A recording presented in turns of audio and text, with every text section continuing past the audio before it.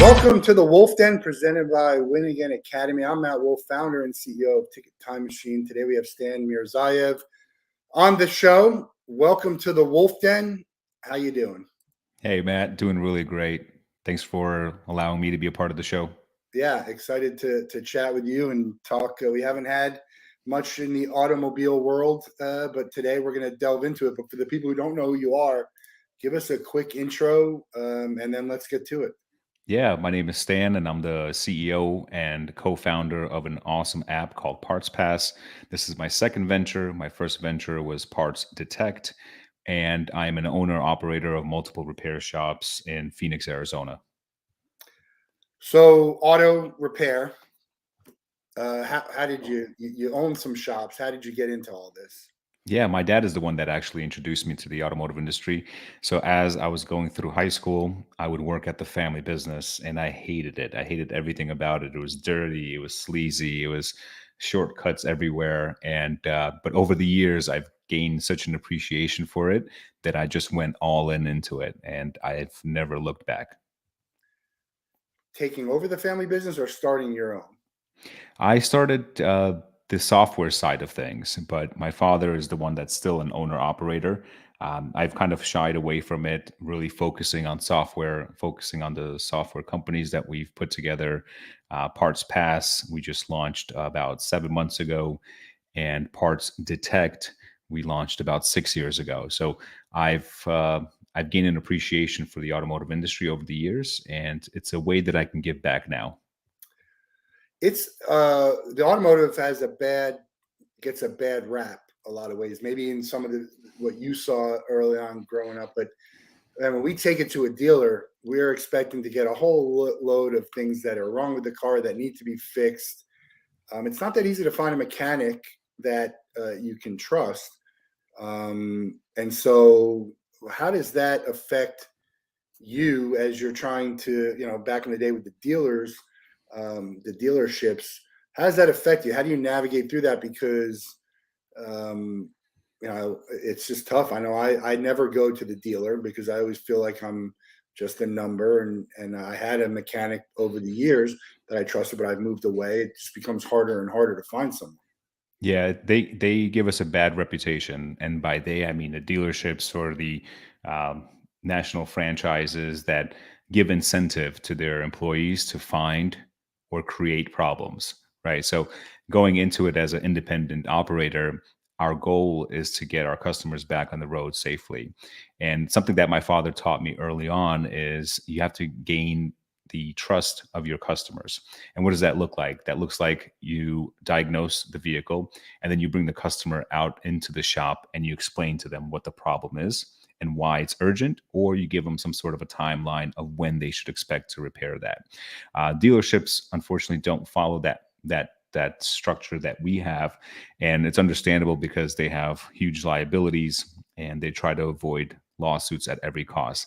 But I think that, when my pool cleaner, for example, comes to the house, he shows me if there's an issue and I have trust in him.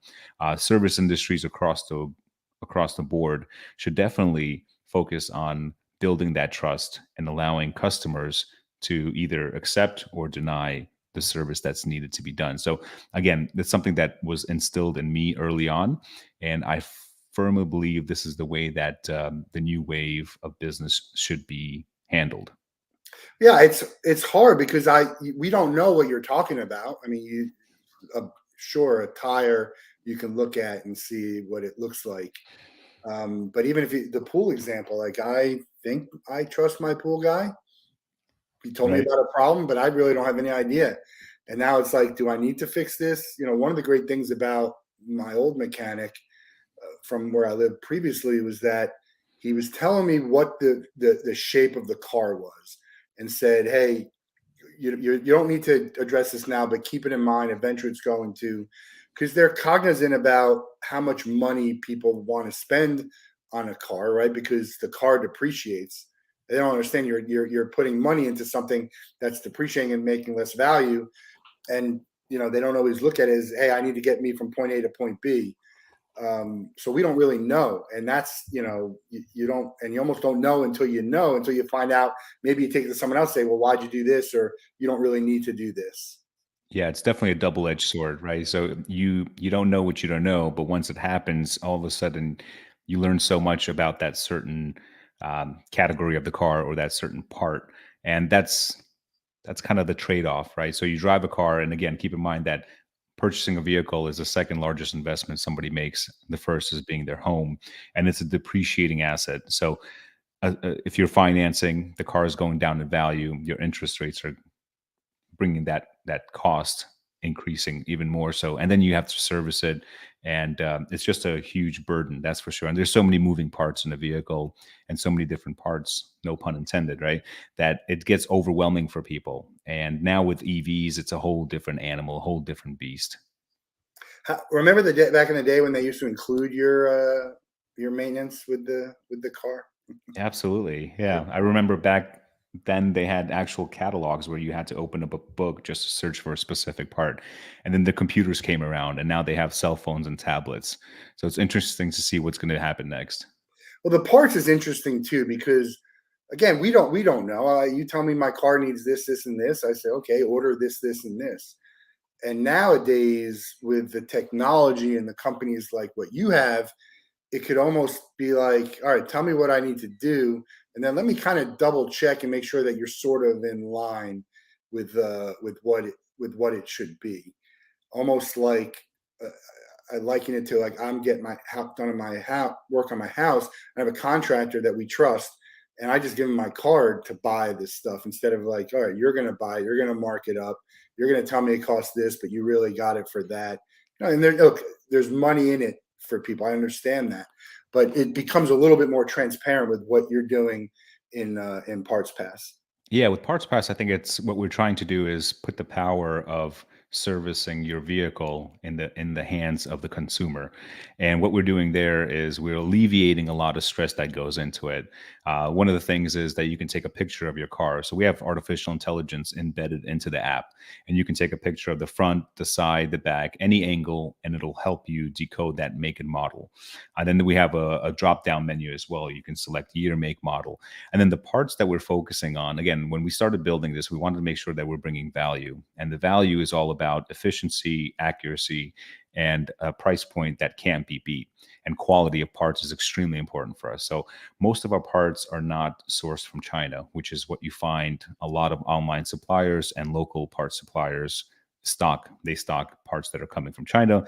There's no real quality assurance there. Whereas our parts, we're focusing on top quality name brands like Hitachi, Denso, AC Delco, even Ford Motorcraft, right? So we have those parts in stock, and our price structure is about 25 to 30% less than where you can find it anywhere else. And we offer 2-day shipping as well. So that's a lot of value there that we give to our consumers, and it's a free application. So it's a win-win, right? So it's a way that they can double or fact check. So when you go into a repair shop, you got a battery light that comes on. They check the battery, and they're telling you need an alternator. Alternator is going to cost you about $475 for the part, and maybe $250 for installation. That's a lot of money. So then they can go on the Parts Pass app, look it up, and see that the alternator is actually maybe $125, and you can get it delivered in 2 days and go back to that repair shop and just pay them to install it.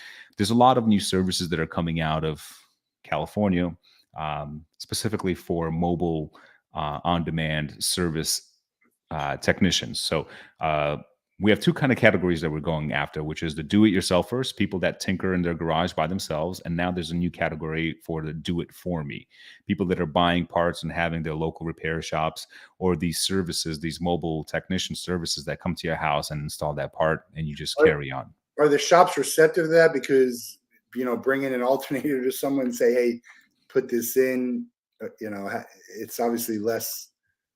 They were making money on the alternator.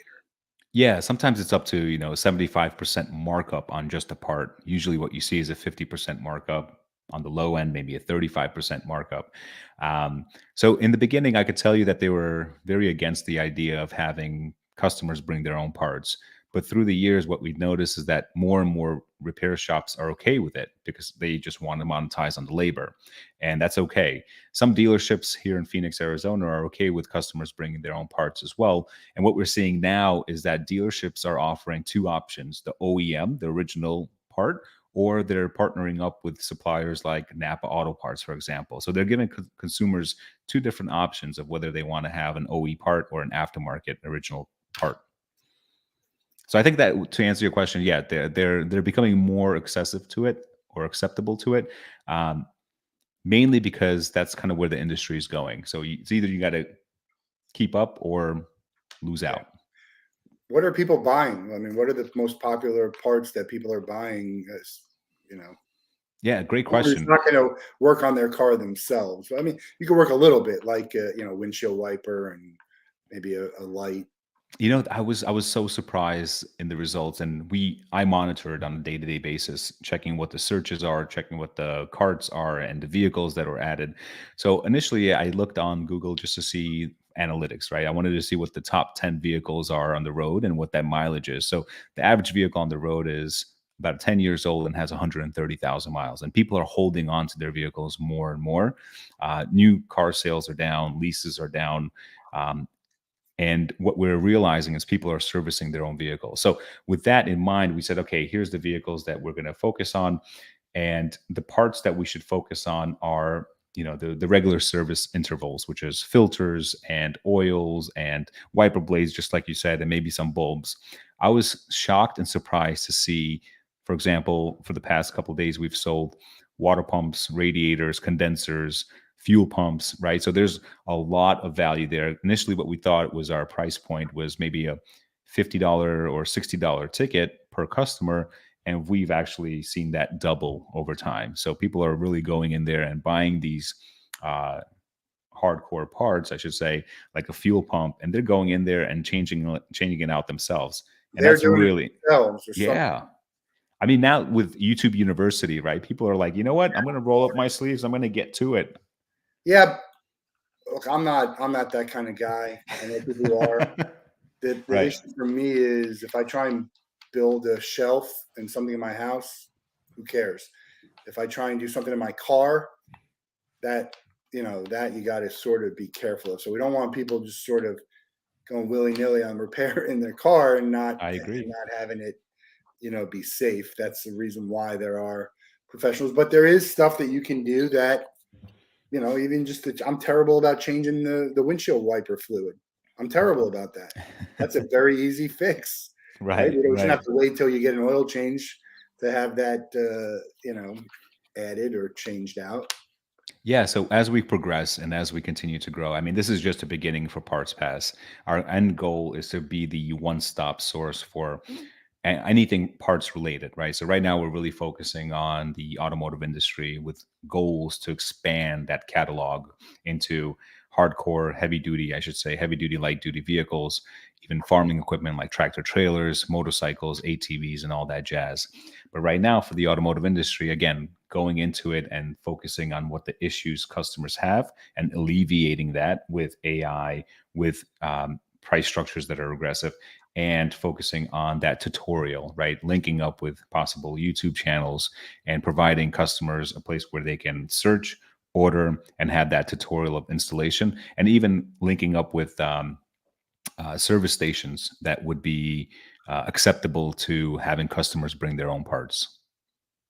Yeah, I mean, you're really gonna want to have to vet those stations because people go. I mean, especially I think when you talk about trying to pick a place to go, it's all referral. Like we once had a thing that my grandma went to, and that's how I started to go. And we went for 10 years, 12 years, or 15, however long we lived there. My grandma's cars, and then my cars, and my mom's car, and I would drive 45 minutes to get to this person because it was worth it to me. Same way I go, when you find someone that's good and you're not going often, that's not a roadblock. Yeah, especially when it comes from a woman's perspective, right? Unfortunately, the industry is a little more predatory towards women as opposed to men. So when you see a woman walk in, you're like, "Ooh, I'm going to make a paycheck today," kind of thing, right? So when it comes from a woman's perspective, and grandma said, "You know what? This place really took care of me. They didn't, take an arm and a leg for the service." You're like, "You know what? There's value there. I'm going to go ahead and check it out." So that intro, that warm introduction, I think is super valuable. And my father and I, we're very much a community driven operation. So we are very involved with the community because that's really your bread and butter, right? You have a 5, maybe a 10, maybe even 15-mile radius, and you got to make sure as a business owner that you're providing the best service, because unfortunately, bad news travels a lot quicker than good news, right? I lease my car now.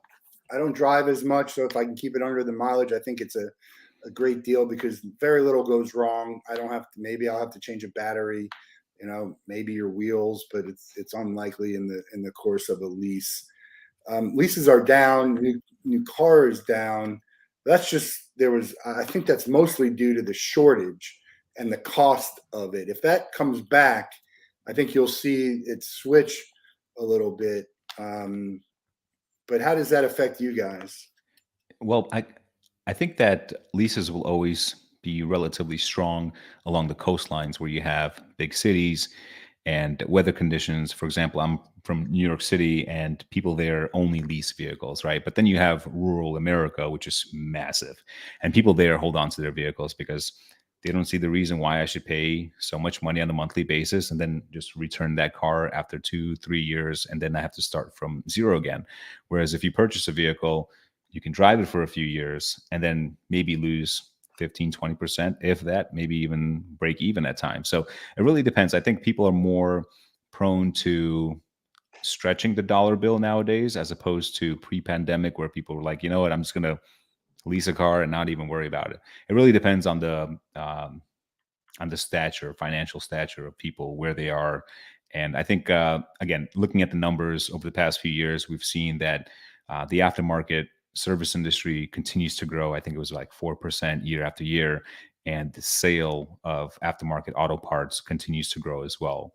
Um, But you guys don't sell. You don't source parts. You match people up with somewhere they can get the part. Is no, that no, we have 27 distribution centers across the country. We have over 2.5 million parts in those are stock. your parts? Correct. Yes. You own these. You Yeah. own inventory. Yeah. Yeah. Okay, got it. No, that's where I thought it was. It was different. Yeah, with my previous company, Parts Detect, what we did there is, again, from the service side of things, I calculated the amount of time I would spend searching for parts, and we average about 6 vehicles we would work on, and it takes about 10 to 15 minutes for me to find a replacement part. Right, I would call 4 to 5 different suppliers to ask them, "Hey, here's the year, make, model. Here's the engine size. Do you have this part? What's the warranty?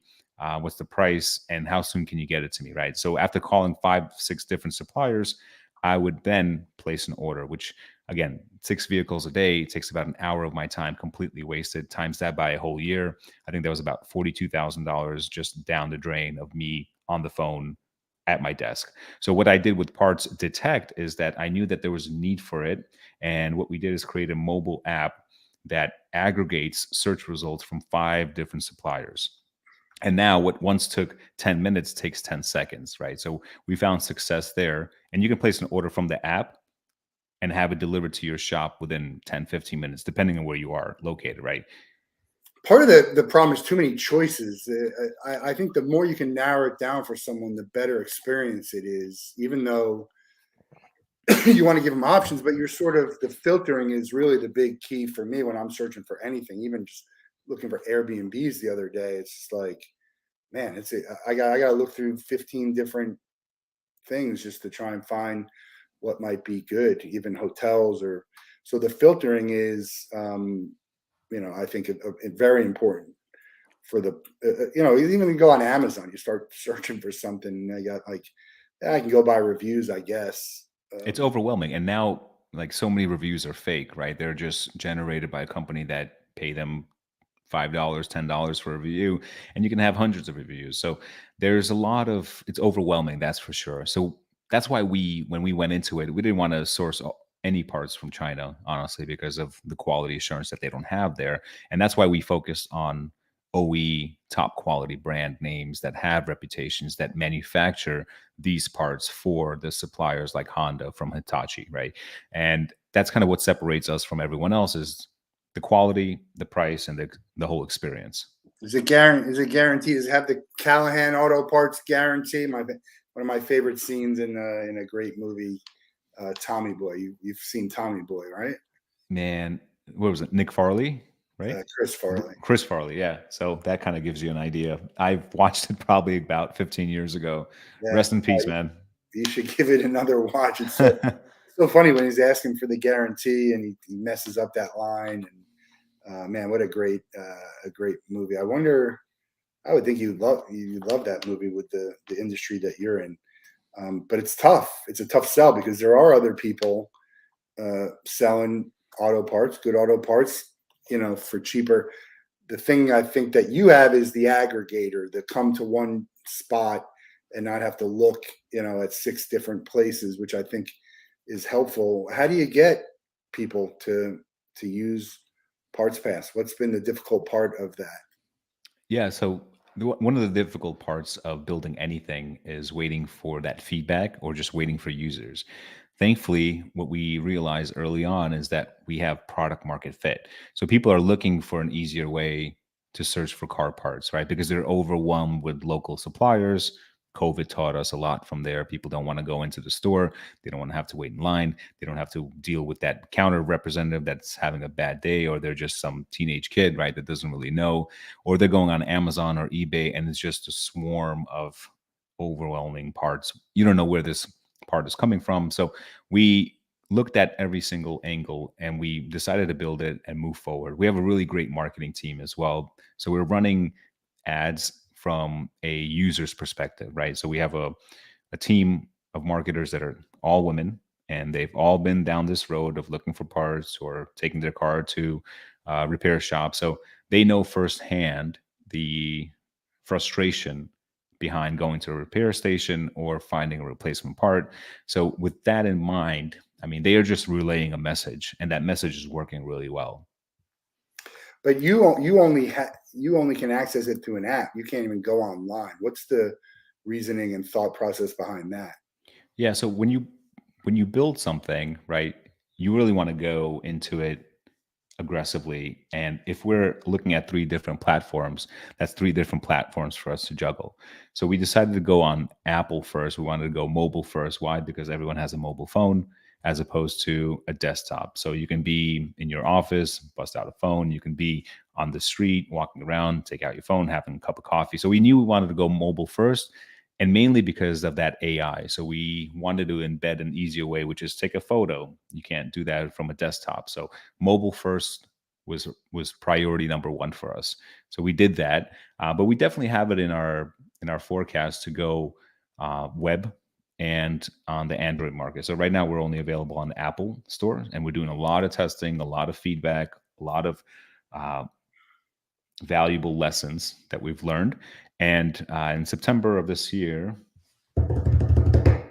we'll have it on the Android, and then closer to the end of the year, we'll have it on the desktop or on the I'm a website. desktop guy. I say I hate using apps on my phone. I do some of it, but even if it's on the desktop, it could take you to the app if it's from your phone. So it's just an interesting way because the apps are actually it's more expensive to create an app than to create a web-based. Yeah, I would say so. Yeah, but again, we're all about analytics and the numbers, right? If you don't mind me asking, Matt, how old are you? 47. Okay, yeah. So our demographic is 24 to about 45. So you're kind of just like right over there. I'm a weird. I don't. I'm weird like that. I was one of the last people to get a smartphone. I don't like some of it. I do like because it is convenient. Some of it I don't. Even on a tablet, even on my Mac. I have a Mac, my MacBook, but it's just nothing is as good an experience for me, and I don't and productive as when I'm sitting as I am right now at my desk in front of my computer. And it'll and always be that way. and you're using a Windows Yeah, operating I'm using system. Chrome. Yeah. Okay, so yeah, I think that it's all about your previous experiences. So with me, I used to use a Windows operating system all the time until I started getting into software, and I'm like, dude, when I just got myself a MacBook Pro, it was super confusing. Like, where are the buttons? Where's the home screen? Yeah. I'm so I used still to don't even know. I've been using it for a long. I still don't know. yeah. I totally understand. Yeah. So, and there's other people that only want to use the phone, right? So they want to call the local supplier and say, "Hey, here's the year," and have that whole conversation with them. Yeah. And yeah, the new generation that's coming in, the 24 to 35, 40, I'd say they're a little more prone cell phones, and they're like, Oh "What's a yeah, desktop? What's a desktop?" I get it. Um, I think we need to just keep it in mind that the desktop experience is, until you can get the app. Because if you're doing a lot of stuff on the desktop, and it's just easier sometimes when I'm sharing stuff. I'll send stuff through my Facebook Messenger instead of text because I'm on my Hmm. computer, right? So now I got to go on my phone. We're just trying to navigate through all that and try and figure out the best way to do. But Yeah. what you don't want to happen is have someone find another experience that they like Hmm.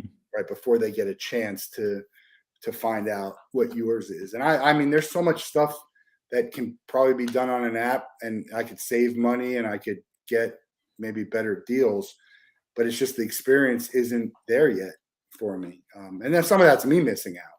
Yeah, Right? Matt. Let me ask you: do you travel much? Yeah, Do you is there one source that you use when you're looking for airline tickets? I usually use Kayak, Kayak. Okay. but I usually do it on my. I usually look on my whenever I book travel, air, car, Hmm. hotel. I'm usually on my computer. Strictly Kayak, your go-to Um, source, or do you dabble into maybe well, Southwest. Expedia? No, I usually just use Kayak, and then I use Southwest. Um, I do go check sometimes on the individual sites just to make sure there's Yeah. nothing there. I know there's a few others. I'm not really that loyal to a brand. It's more of get me there nonstop and price and time. Um, so that's different. It's like there are other sites out there that you can, but it just Hmm. depends. How much time do you want to put into finding a flight that might be cheaper? Yeah. If you I might be better if I do that often, but if for a car, I might be more prone to spending a little bit more time finding because I'm not doing it as often, right? right, especially if you're looking for something very particular, like your airlines, for example, right? Same thing with cars. If you're looking for a quality brand, but all you're seeing are these off brands, you're like, I need that source that can get me, the quality. It depends on who you are. So if you're asking a mechanic, he'll probably or he or she will probably tell you, "Hey, get this brand because they're OE, like a Denso, for example, right?" So um, some people just really don't mind; they just need something to pop in and just keep the wheels in motion. That's interesting because some things you should splurge for the higher brand, some things it really doesn't matter. And that is even in a car. I don't, Yeah, yeah, windshield wipers, I would say, you want to get something good because if it breaks or, then you got to keep changing it more often. Uh, but there's probably some parts in there that it's not going to matter a whole lot.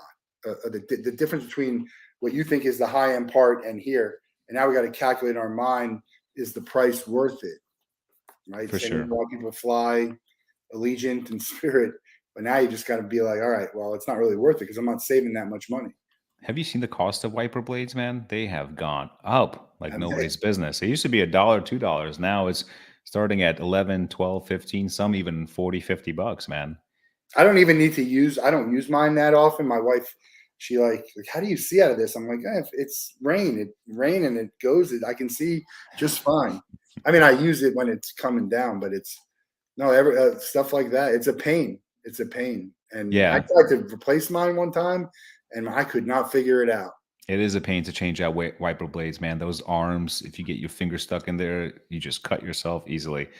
That's for sure. And here in Phoenix, we change them out maybe every 2 years, maybe every year, depending on how aggressive it is They because have the the sun. razor where it's just you're just exchanging this one part where the one part should stay, and you can just change out the blade almost like razors. They do have those inserts that you swap out, yeah, but I mean, sometimes to get it in there is Yeah. such a pain in the butt, man, and you just want to bend that arm, swap it out onto the next one. What are things that you find people are doing themselves? Is it battery? I mean, it's not that hard to change a battery, right? Yeah, so one thing about online suppliers like myself, we cannot sell batteries because we can't ship them. It's a Yeah. huge hazard, right? But what I can tell you is that serpentine belts, engine belts, filters, um, alternators, uh, people are doing themselves. Mm. Motor mounts, no way. Brake pads are people are doing a lot of brake pads themselves. It's pretty simple to do. Brake rotors, rear shoes, shocks. People are doing themselves shocks, like not the struts, but we sell the struts with the spring and that whole assembly. So it's very easy. 3 bolts there, 2 bolts there. Pop it out, put a new one in, and you ready to rock and roll, kind of thing, How about right? tire parts? What is it? Tire parts? Anything to do with? Nothing with tires. No, they take up a lot of room in inventory wise, and you got to have a special license to send tires, and something that we're not dabbling in. But we are potentially looking with a supplier that would do fulfillment for us, pretty I much. mean, why not offer someone the best place to find the tires and the batteries, even though you can't ship it themselves? Uh, well, the tires again. I think there's something with the EPA that has regulations from sending tires, and with the batteries, there's just no way that you can put it on a plane. Right, but you can tell people where to get the batteries.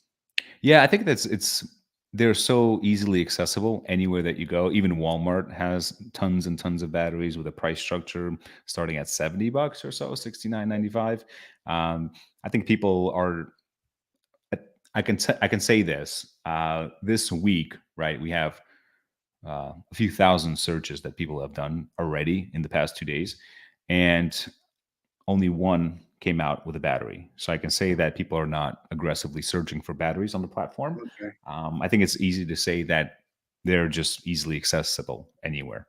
The tires, I change my tire. I changed my mom's tire. Almost every time I change a tire, I put it up before I unloose the lugs. Oh, Then yeah, I'm that's a stuck to mistake. do this, and I'm like, Yeah. "What is going on here? It's not working." I always forget to loosen it up before when it's on the ground. So man, it's I don't know why I do it. It's every time. Yeah, in the back, you could just put the e brake on and you're good to go. But the fronts, just lower it. We talked about electronic, and that's the future. What's going to be the big change in parts on the electronic cars that you might be able to service Uh, or with help? looking at what the Prius hybrid approaches, so you can change individual cell walls of the battery. Definitely nothing that you can touch on a Tesla, but you still have all the common parts for suspension, braking mechanisms. Um, the EVs alleviate the fluids, um, the spark plugs, right? The engine components, transmission components. I think that we're a little far from market adoption of EVs. So I think there's going to be another, 10 years or so before it becomes a little bit more common. You have Why is California. that? I think people still want the accessibility of putting fuel in their car and just going whenever, wherever they want. So with EVs, it's the the um, the charging stations infrastructure is not there yet. So it's super premature. It makes sense for people that are driving back and forth to work on a daily basis, that are commuting maybe 30, 40, 50 miles on a daily basis. And for a full charge, for example, on a Tesla, you're getting maybe 200, 280 miles, depending on the model that you have.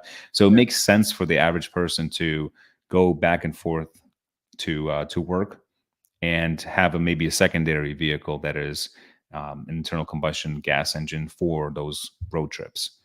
Because I don't think the infrastructure is there yet, although we have um, although we have the capability of it with Tesla, hundreds, right? It's hundreds of superchargers throughout the country, and Yeah. this is just the beginning. So it's really exciting to see where that's going to go, but it's a trade off as well. I think, yeah, one of the most interesting debates for me is the price of gas. I argue that it doesn't matter to me. It's whatever it is. If it's $1 more a gallon, it's $2,000 more a year. I'm not going to change my driving habits over $2,000 in a year. I'm still going to go where I want to go. But everyone gets all up in arms about it. That's sort of like the discussion about electronic vehicle. Well, yeah, you're going to save in gas, but you're spending $5,000 more to have it. The government's trying to give some subsidies. But even in a hybrid world, you're spending more on the car, but you're saving the money on the gas. You think 10 years is that number when they're really going to, make their stride? Because I'm 2 years away from getting a new car, and I thought maybe in 2 years, the market will be flooded a little bit more and they'll have better options on the electronic vehicle. But you're thinking maybe it might be another cycle. Yeah, looking at California and what they're doing, don't quote me on this, but I think by 2035, they're not allowing any internal combustion engines to be sold directly to the public, right? Or sold in general. So they're making the stride there to completely remove gas powered vehicles. So they want to Yeah, but take initiative that's there. 12 years from now. The cars are already here. That's, to Mhm. me, talking about anything a decade from now is a waste of time. Like, tell me 5 years from now. Now we got to, because I think the way the technology works, I mean, they could build that, in 2, 3 years. So talking about a decade, 12 years is like, what are we talking about? Well, I think what I'm Flying in talking air, about. we could be flying in aircrafts in 12 years. I don't know. Yeah, no, they said that we would have flying cars by 2020, right? And that hasn't happened at Well, I'm all. surprised. I mean, I talk about this all the time. I look at Back to the Future and the Jetsons and all that, and I'm just like, how are we not closer to what that was You were with all always a the crazy believer. technology that we all have built? Yeah, no, absolutely. I think what I meant by that was that it's going to be mandatory as opposed to something that's voluntary at this Right, point. but as you say, it's mandatory. We don't have to be serious about that for another 7, 8 years. That's my point. It's like that's such an arbitrary date that has no teeth. That's my opinion. I mean, it Mhm. sounds good, right? But to me, no one's going to have any sense of urgency now. No, no, there's a lot of pushback from people. Absolutely. There's not going to be any urgency up until the point that they start putting certain Right. dates on the calendar, And and by then the way, people are going to. that's just you can't sell any more cars like that. It doesn't mean they're not that they have to get rid of all the cars that are.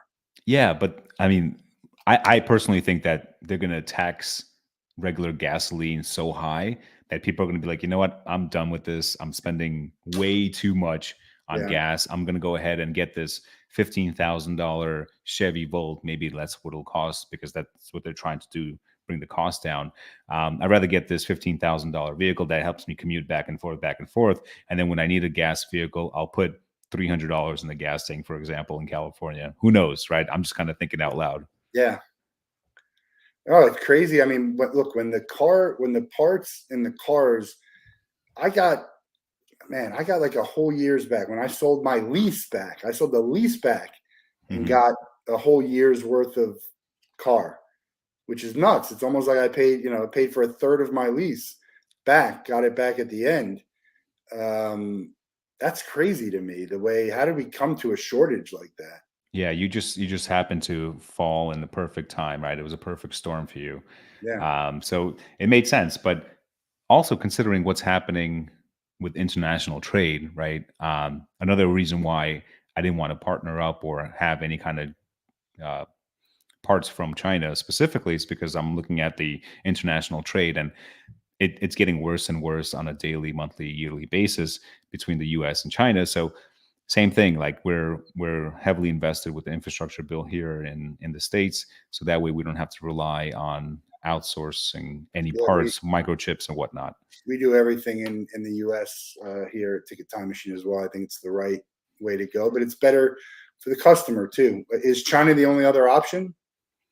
For local, Parts and that's majority of the parts come from there. We source our parts uh, from Japan, from Australia, from Mexico, Canada, and Europe. yeah, sure. It's weird to have a shortage of sort of like it's once it's car parts, then it's sriracha sauce, then it's you know, breastfeeding uh, formula and stuff that just sells like hotcakes too. And Yeah. it's just again in the year we're at now to have such backlogs. Is some of this manufactured just to raise prices? I don't know. I don't know. I often think about it and just kind of thinking out loud. I'm like, were were we given too much, right? Was it just more of a free for all, eat as much as you want, buy as much as you want, were we subjects of something, or in a sense, like, were we positioned to fail, right? So it's one of those things. It's like we are so used to having anything and everything on demand. Now things just kind of took a step back, and some people are losing it because of it. So I really don't know. It might be a way for us to completely just be self sufficient, um, which is not a bad thing. I mean, cars are not going away. People are going to have cars. They're going to have to replace parts. So it's one of those. I don't want to say recession proof because everyone has a car and needs a car. If they're driving less, then they're fixing less. So that, another pandemic in that respect would hurt. But the stuff that you're doing it's a need, and it's Yeah, not going away. it trickles down. The service side of things, absolutely. Even though you have a car, there's so many moving parts, no pun, around it, right? The insurance companies, the gasoline, the service, the um, aftermarket auto parts. So there's a lot. Even though you have a vehicle, now what's stopping you from driving it? Well, maybe it's the high cost of insurance, or maybe it's the high cost of gasoline, or maybe the high cost of replacement parts, or the high cost of servicing that car, right? For labor. There's a lot that kind of goes into it, but I can tell you that transportation in general, people need to get around, people need to travel. People are traveling more now than they have ever done before, and taking more road trips. So we're there for them. Or is it more dangerous out there because of the cost of service and parts? What I mean by that is people delay fixing their car because of you know, because of the cost of the service and the parts. And that's just more dangerous on driving, whether it's a car doesn't have the right brake or who knows what. Is there any thought to try and find a way to make that people to fix their cars more and not have all these faulty cars out there, especially as we're keeping them longer? The average person doesn't keep up their car that great, I would think. That's my opinion. Yeah, you're right about that. Because from the service side of things, people come in. You're supposed to change your oil 3,000 It miles, was three, depending, right? now it's 5, Now right? it's 5,000 miles, and some even out there 10,000 miles. And people are pushing it no matter what it is. And it might be because they're waiting for that next paycheck, or they just don't have the time to do it, to go into that service station. So what we're offering also in our next version is kind of like uh, a drop ship that sends you certain service packages every Yeah, 3 months or or a four person, months. a house visit for an oil change. Yeah, yeah, but that also means you got to pay somebody a little bit more to travel to your place and set it up and all that, right? So now a oil change that once cost $28 is now maybe $115. Yeah, but also the other persons would take less money because they're not working for someone. They're not getting paid to do that. They're just getting paid overall for the day. So I don't know. I could see that happening. People just need to check their oil. Engine oil is the most simple thing you can do. Just go in there, pop the hood, take the dipstick out, wipe it once, dip it back in, check the level, check the color of it, and that's the most cheapest thing that you can do that will prolong the life of the engine. Just check your oil, change your oil, and you should be okay. The thing with the lease again, you don't you don't care as much, unfortunately, because you're getting rid of the car after 3 years, and you're not going to be able to tell. It's just not. I don't know. It's interesting. Um, I try and keep my car like nice, and then it like gets bad, and then you're like, oh, let me keep it nice. That's what getting car washed. I'm more of a lease guy now than keep, because I like having something new every 3 years, and Mhm. like not having to deal like go every time you go. Even with a lease, you go to get an oil change, and you're just like, "Look, just change the oil for me." I mean, it's a lease. It's all that stuff you're doing, unless it's emergency. It's just hard to. It's a tough. It's uncomfortable. It Yeah. should be So an uncomfortable thing to go to get your car fixed. it's nauseating and it's suffocating as well when you walk through those doors at the dealership. My wife just took her Toyota RAV4 into the dealership to get an oil change. I think this is like 20,000 miles, hit that 20,000 mile mark. And they told her that she needs an air filter and a cabin air filter. Total was $215 for both of those. And I ordered it from Parts Pass app, and it cost me $28 for both. And we just popped it in, made a YouTube video about it, of how easy it is to change out a cabin filter and an air filter. And there's no reason why anyone should spend that kind of money, because it's literally a DIY job that you can just do yourself in just a few minutes. It's called Parts Pass app, and it's good because it doesn't say car parts, which allows you to expand to all other parts, which is on the roadmap. I mean, there's a lot of different stuff that you guys can do outside, like, expanding. You touched on a little bit, but what does the future hold? So we have a near future, which is a kind of like a membership model that allows people to sign up to Parts Pass. We will track your maintenance records, send you reminders, give you additional savings, potentially even free shipping, monitor your recall information, right? Notify you that way, and expand into body parts like bumpers, mirrors, specifically for cars.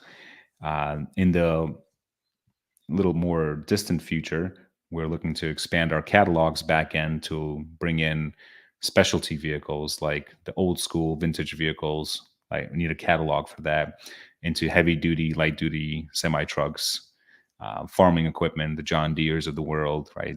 Because I have a cousin who lives in Georgia, and for him to find any parts for his John Deere excavator is almost nearly impossible. He spends hours, if not days, looking for a specific part. Motorcycles, ATVs, boats, that kind of all in a bubble would be something that we are aggressively looking to expand into. But before we do all that, we want to make sure that we do one thing really well, and that's what we're doing now. Yeah, of course. You've been in the car world your whole life. What would, if you weren't, what would you be doing? What would you want to be doing? So my dad still is a successful entrepreneur. Early on, he was very well established, and I think I got that bug from him. So through the years of owning and operating a repair shop, I've dabbled in different industries. So I have a small percentage of a pawn shop, so I kind of did that. Precious metals kind of wasn't really for me. Didn't like the dark side of it. And then I went into real estate, got my license, started selling houses, did a few flips. I'm like, well, it's not really for me. And then I went into mortgages, got my mortgage originating license, did a couple of hard money loans, funded a few deals there. And I was like, it's too much paperwork for me, not a fan. And then I went back into the automotive industry because I knew that so well. And that's kind of where everything else took off. So I started focusing on the friction part of the automotive industry, and part sourcing, parts procurement, fitment. All that was just kind of the Wild West. And we knew that we can bring value there.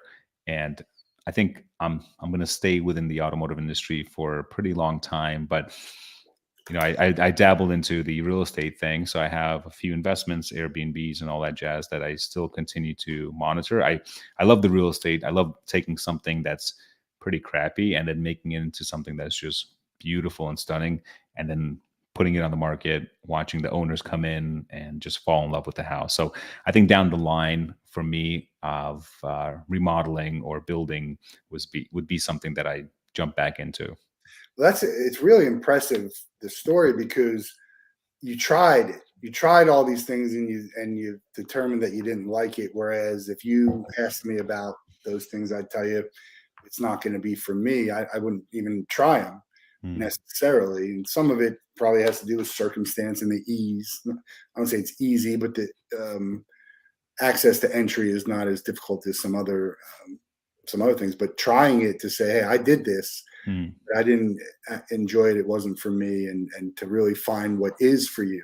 I think that's part of what makes someone really understand what is for them, is to really figure out what's not for them.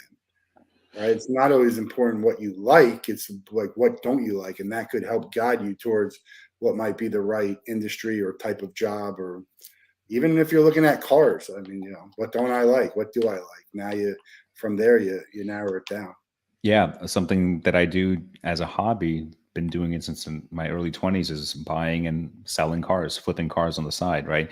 Because I love it also, taking something that either has a small little accident or an awful interior, recondition it, uh, clean it up, put it back on the market, enjoy it for a little bit. And again, it's like I dabble, not for me, move on to the next one. School also was not for me. I have all my family members that went into either law or medicine, and for them, it's a little bit, I think, a little bit easier. Why? Because you kind of have a blueprint, right? You learn this, and you're expected to succeed. Whereas from an entrepreneur side of things, it's like you have no idea what you're going to get yourself into, but you're okay with that uncomfortable feeling, and you want to continue to push just to see what the outcome would be. And I do really well in uncomfortable situations, or when shit hits the fan kind of thing. I'm Yeah, super chill. I see things very clear. I don't freak out. And I think that's a trait that most entrepreneurs have. you have to have it, because otherwise you won't be able to last the amount of time you need to last until it's you've gotten the level of success that you need to say, hey, we're going to keep doing this. It's not an easy thing. What kind of cars do you like? What's your favorite car that you've had? I have a Mercedes G Wagon G63, Okay. and it's a beast of a vehicle. It consumes way too much fuel. One of the cars that another one that I love is my 2001 Mercedes SL 500, and that one is pretty close to me because I remember when I was a teenager and living back in New York, my friend's dad just got one, boxy body, right? And I was like, wow, this is incredible. I can't wait till I make it big, and this is the first car that I'm going to buy. So I found one, I bought one, and it's our little weekend getaway car. So we drop the top and we cruise around, and I love it. I love flipping German vehicles. It's one of my things because I get to enjoy them for a little bit and then I flip them. I actually just sold my G Wagon to somebody in Arkansas.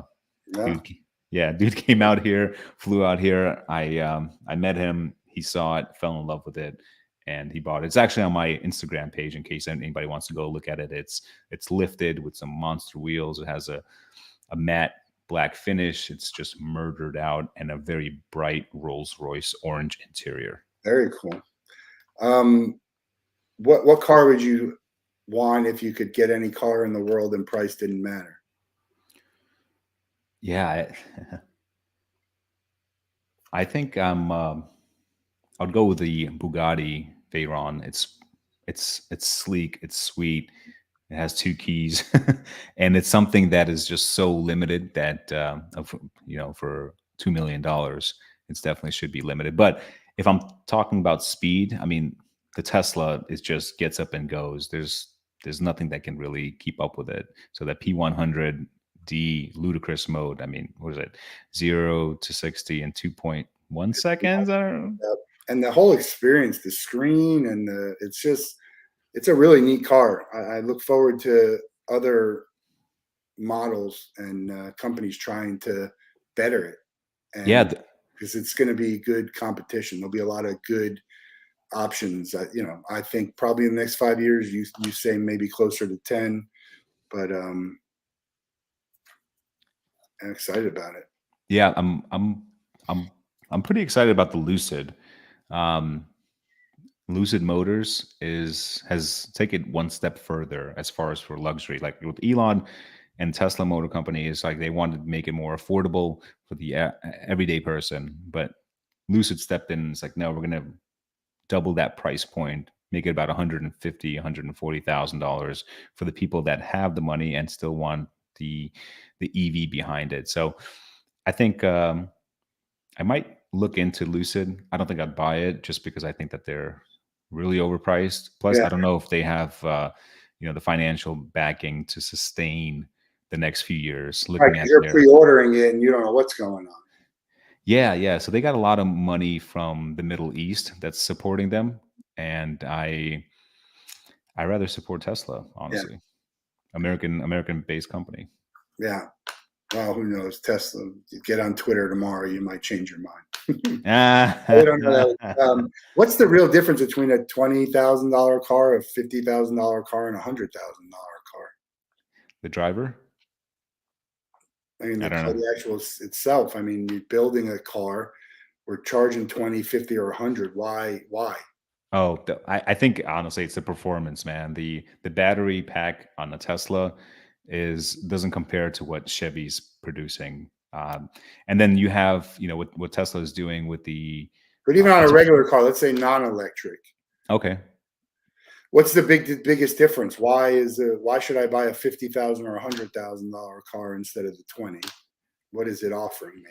Yeah, I mean, we can go on, but I think it's more social status, first of all, performance with the V8s versus the four cylinders.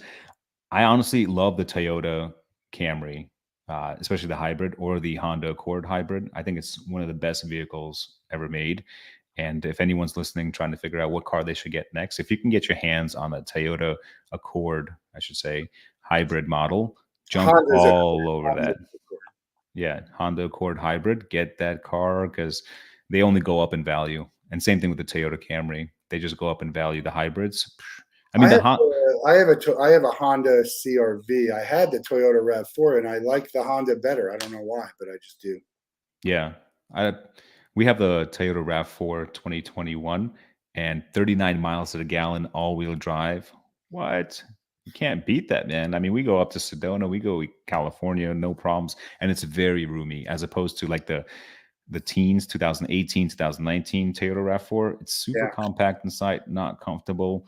I haven't been in the newer CRVs yet, but hybrid, man, they're okay. I can't get my incredible. like Apple CarPlay type experience to work. And it's been a year. It's Hmm. like I can't figure it out. I don't know what to do with it. I'm not as big a car person. I like that. If I get something new every 3 years, for me, that's good enough. I don't want to spend too much money on a car. I'd rather spend it on other things. But we'll see. I think as things get more competitive, the price might go down, or things might become more affordable. You might get more value for the dollar that you're spending. But What are you driving now? the CRV, CRV. yeah, my Oh, wife has a Venza. She loves it. The nice. The Toyota. new one. Yeah, she's had it for a year or so, but yeah, I think it's the newer version. It's a hybrid, isn't it? Yep, she only Nice, drives hybrids. She likes nice, fantastic. and hybrid, not electric, just hybrid, whatever. People. It's not a hybrid electric gas. It's just a hybrid. Well, yeah, they have a hybrid plug-in, and then they have just a regular hybrid, which is when you're idling, the engine is off and you're Right. just using the battery, right? So That's it's a the 50-50. yeah. It's That's fantastic. I think everyone should have that hybrid because it's just performance is there. When you hit the gas, engine kicks in, the batteries kick in, and you zoom. yep. Honestly, it's a fantastic, fantastic machine. But to ask you the same questions, if money wasn't an issue, what kind of car would you get? I don't even know a convertible. I like a convertible. I used to love the Via Cross. I wanted the CH, the Toyota crossover, but it's too Mhm. small. But that's the type of thing Yeah, I want, is like a crossover look. The Via Cross. I used to love the Toyota Celica convertible, even the Lexus convertible that automatically went. They got rid of all the cars I would have wanted when I had money.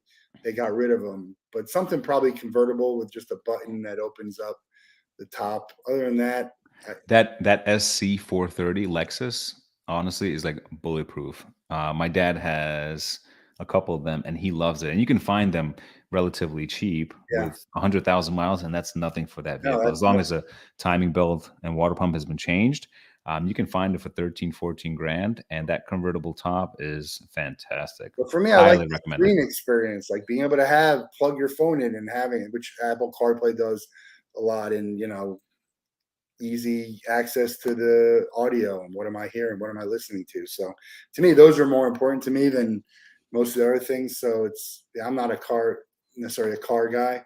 Um, It's all but about convenience for my you, right? nephews love it. They love to look at the car. I mean, they'll stand here and just look at cars pass by and be, oh my God, there's one of these. You can walk to my neighborhood and see you know, Maserati SUVs, and they have their own, shelf in their garage. It's Nice. yeah, it's interesting. Um, Well, it's great to chat with here. Cars, man, we need them, right? And it's like they're a pain when they're bad, but they come in handy, and so it's a great business to be in, and it's great to be able to help the customer to educate them and to give an experience that's better. So I think that all of what's Parts Pass. You same when I had Todd on. You got to lower your head so we can see the hat that says Parts Pass. You got to wear it lower so they can see it all the time. Or get a Parts Pass sticker mule for the back and just throw it on there whenever you're chatting. We're going to let you out of the Wolff Den with the same question everybody gets. You can spend the day with anyone in the world, 24 hours, but you can't be related to them and they have to be alive. Who would you choose and what would you do? Man, I think it would be Elon Musk, I would say. Yes. Elon Musk, because I want to know everything about what's going on in his brain.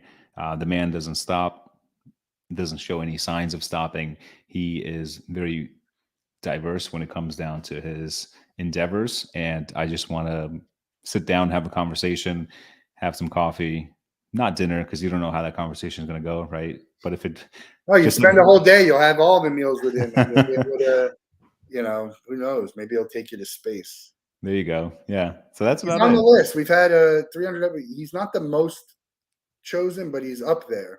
I'm getting the list worked on so I can have easier access to see who. But he's been named quite a few times, so it's an excellent choice. Check out partspass.app. You can find Stan on Instagram, stan.founder, and partspass.app on Instagram. But check it out. Search for the next car part that you need, and let us know how it is. Awesome. Thanks again, Matt. Thanks, Yeah, everyone. great to chat with you, and we'll talk soon. Wonderful. Look forward Thanks, to it. Stan.